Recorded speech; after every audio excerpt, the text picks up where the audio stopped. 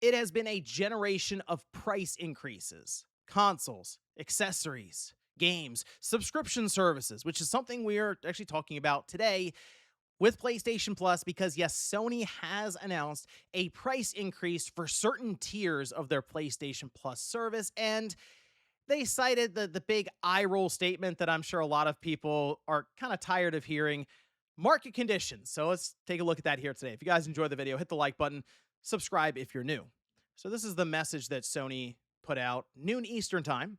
Starting May 20th, PlayStation Plus prices for new customers will increase in select regions. Due to ongoing market conditions, prices will start at $10.99 US dollars for 1 month subscriptions and $27.99 US dollars for 3 month subscriptions. This price change does not apply to current subscribers except in Turkey and India unless the existing subscription changes or lapses. And that's very important, by the way. The way that they can, in a roundabout way, raise prices for current subscribers is if you do have that lapse or you step away from the service for a month or two and then come back maybe for a big release, which we'll get to here in a second because I think there is some timing and strategy here from Sony as to this all going on now to start just about to start the summer, but heading towards the holiday season, you'll end up having to come back and pay more. And in a way, that's kind of a strategy for Sony to even keep you subscribed because you go, I'm kind of locked in I'm grandfathered in at the lower price, right now. But if you look at their current pricing for PlayStation Plus Essential, which will change soon, but 1 month is $10. So we're really just seeing a $1 price increase per month if you stick to the 1 month subscription. 3 month course going up to $3, and no word on this 12-month subscription that they try to get people to default to. I just went to the page here and it immediately is like, hey, you should do the 12-month subscription at $80 per year. That gets you cloud storage, the ability to play online multiplayer, monthly games. I do think, especially now going into next generation, the idea of paying to play online is feeling kind of old. Like, it is feeling somewhat archaic. That was something that was brought up by one of the executives at Microsoft when talking about Xbox, which sounds weird because I think it was one of their money people too, like the CFO or something, said it feels archaic for people to pay to play online. And it sounds weird because you go, well, that's free money for them, right? Yes, but it's also kind of a barrier for their system if you think about it. I mean, it's there as a way to keep people giving them money, but also might be a deterrent as they go, do I want to pay $80 per year or $11 even for a month just to play Call of Duty or play NBA or like they might be doing this for one game and they have to stop and think about it at least a bit. And you might go, that's weird for Microsoft to think that way, but how much does Windows cost now? I mean, technically it's free. Yeah, I mean, you are the product. There's a lot of telemetry that gets passed back and forth there, and Microsoft is in the business of data collection now more than ever, especially with the big AI push. You need a lot of information for people to train these models on for mannerisms or anything like that. So they're quite invested there. But they also would see this as a way to get more people involved without the barrier of a 12-month subscription at $80 so you can play online. It doesn't apply to free-to-play games, but I think is also an important thing to think about there, to where it's like, oh, why isn't it for free-to-play, but it is for premium paid? Again, the whole pay-to-play online thing sounds more and more archaic as we go along, especially in the next generation when Microsoft may just leave the whole thing behind since Helix is supposed to be kind of like a PC, right? And they're trying to bring it all together. Can't really have a subscription service that way. So maybe even if they just remove the online multiplayer and it's just, hey, you get monthly games. I mean, sure, that's fine. I mean, you'll get extra. There is a pretty significant catalog there of games. And yes, it's $135 a year.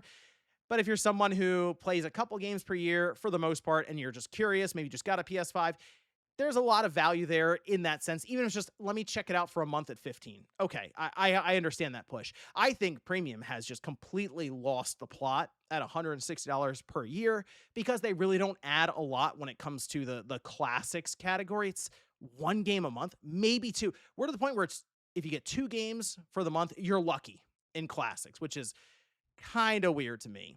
But still, looking at the price increase here for the subscription service, people are a little confused on this. Some ongoing market conditions for a subscription service. You're not shipping stuff out for it. There's no physical product.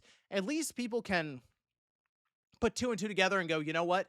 The system does cost more to produce. They're a for profit business. So they're not looking to lose money in year 6 or something for the system. They're trying to make money on it at this point. Even if they were in the past refining the system and dropping the price, they were making it in like a cheaper mindset when it comes to the parts they're using behind the scenes. Just look at the evolution of some of these systems, whether it's features they removed or just using less and less in terms of materials to put the thing together. That hasn't really gone the way for the PS5. It's just a strange time when it comes to the DRAM crunch. But still, at least that's pretty straightforward. This is a roundabout way for Sony to make up that money somewhere else. A subscription service like this is just looking to get probably tens of millions of dollars by flipping a switch. I mean, they've already said, Sony did with investors, the way we're going to try to make up some of the costs, we're going to monetize the current PlayStation user base further. This is sort of that way because you would be paying this if you just had a PlayStation 5, obviously, because maybe you're picking it up for GTA 6. And if that is the case, and you don't have a PlayStation Plus subscription, which why would you really without a PlayStation 5? You're probably subscribing and maybe not even 12 months. You might go, I'm going to play this for the next 3 months, right? It comes out in November. I'm going to be playing this with a bunch of my friends over the holiday period. I will buy into Essential at now $27.99, not necessarily $25 or whatever. And because of that, maybe millions of people do it, and Sony all of a sudden finds $20 million where they wouldn't have before, and that works to even out the additional money that they're putting out for like RAM, and even at this time, the development of the PlayStation 6. I do see some people say, well, it could also be for failed projects in the past, like Concord, or like how Marathon's struggling. Sony does have a lot of accounting tricks that they can utilize for that, as we've seen with different write-downs for Bungie.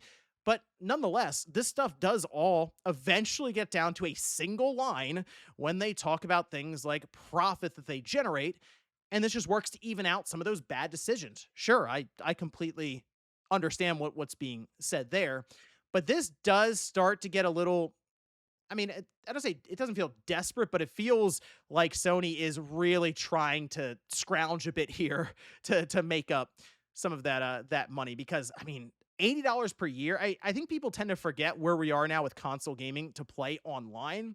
I think Microsoft has theirs at $10 per month for like the basic Game Pass core or whatever, and Sony at $80 per year. Nintendo is at least sitting at $20 per year, but even that, they're coming off of a generation where it was before the Switch when they introduced that, it was just free to play online.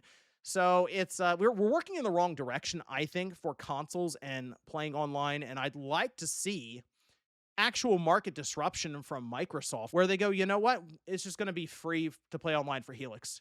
I think that would be enticing for people, even if the system is somewhat expensive then, because you're not paying $80 to $100 per year over the course of a 6 or 7 year generation. That's legitimate money that you end up saving. Or maybe people go, you know what, instead maybe I will look to the PC. I don't know if you wait a year. Like some people I'm sure are I've seen the craziness that's happened for GTA 6 just on the idea of it going up for pre-order potentially this week. And it's like a feeding frenzy out there right now.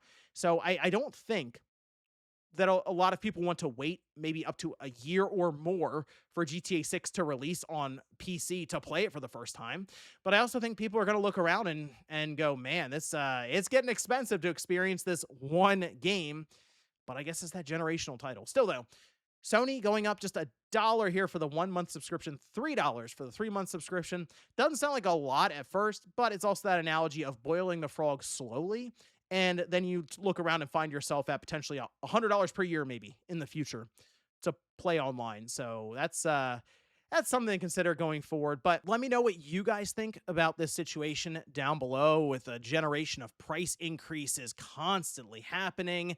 What do you think the PS6 is even going to cost at this point, since some have wondered if we could see it at $600, $700? Man, every time I see this stuff happen where pricing is going up, and a lot of it seems to be about trying to balance out the costs associated with building these systems now in year 6, It's going to be a tough one as we go towards holiday 27 when they might want to launch the PS6. Good luck with that with the price. But let me know what you guys think about this one down below in the comments. Thank you so much for watching, and I'll see you next time.